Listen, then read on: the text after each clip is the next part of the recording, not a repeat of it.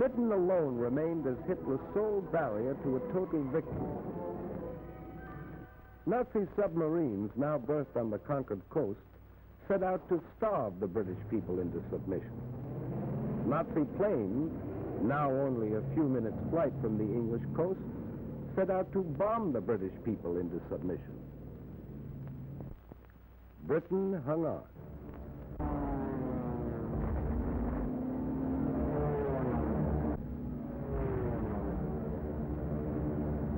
Upon whom has been placed the responsibility of defending a little island kingdom, all but encircled by its enemy in the First World War of the Air.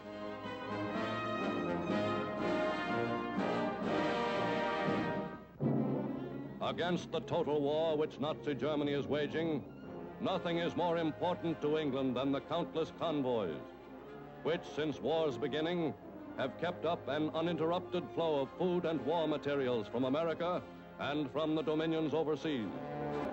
Cooperating with the Royal Navy in escort duty through minefields and submarine danger zones is the RAF's Coastal Command, forces under Air Marshal Sir Frederick Bowell.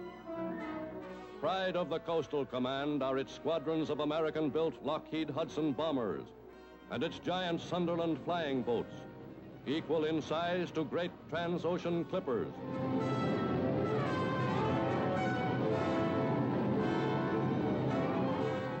Heavily armed and able to carry effective bomb loads for thousands of miles at a speed of 250 miles an hour, the huge Sunderlands range across the North Sea and far out over the Atlantic, protecting convoys and maintaining in all weather continuous reconnaissance and anti-submarine patrol.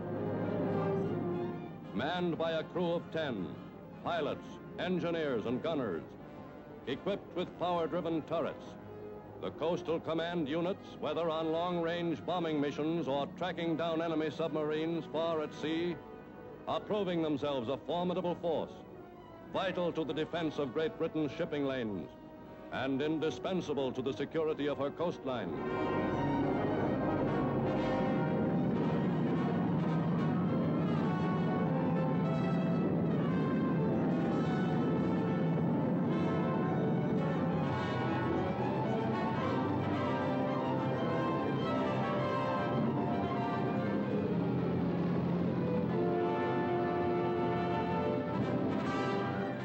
In 1940's historic Battle of Britain, no branch of the RAF has seen more arduous active service than the Fighter Command. Under able Air Marshal Sir Hugh Dowding, the thousands of flyers, veterans and youngsters who pilot England's squadrons of deadly Spitfires and 400-mile-an-hour Hurricanes have become the dreaded nemesis of Adolf Hitler's highly touted Luftwaffe.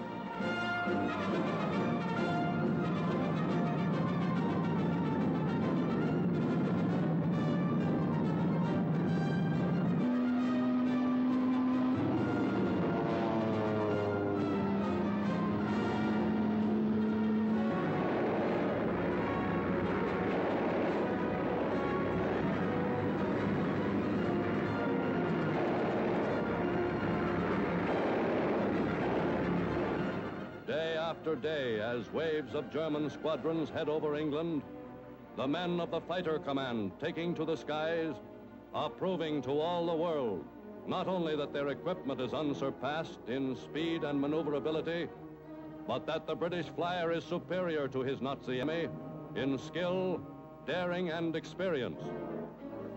This your first raid over England? My third. How old are you? 19. How many hours have you had in the air? About 75.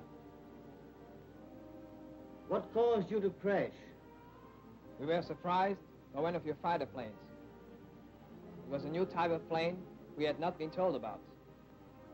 It was too fast for us, and we were shot down. To the RAF fighter pilot has come rich reward for his months of nerve-wracking strain, for his perilous hours of daily combat miles above the earth.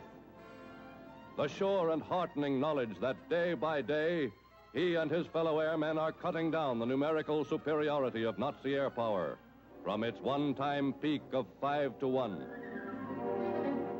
Though Britain's immediate hopes are centered on its fighter command and the ability of the RAF to repulse Nazi air invaders, equally important in the Empire's war effort is the Royal Air Force Bomber Command. Squadrons of heavy planes under Air Marshal Sir Richard Pierce. Today, the Bomber Command is the striking weapon of the RAF, the one branch of His Majesty's services whose sole duty is to attack the enemy.